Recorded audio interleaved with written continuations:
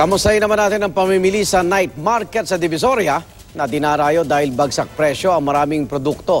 Saksi live si Victoria Tulad. Victoria.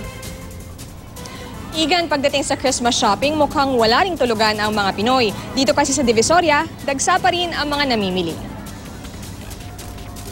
Halos wala ka ng malakaran sa night market area sa Divisoria.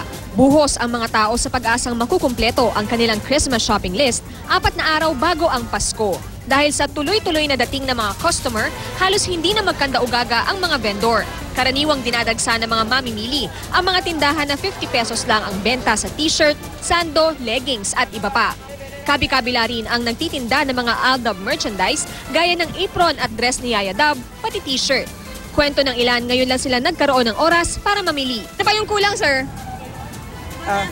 Marami pa po yung mga sa inana. Sa mga regalo sa inana. Ang 13 taong gulang na si Nika, sinamantala ang bakasyon para makabili ng rubber shoes gamit ang kanyang ipon.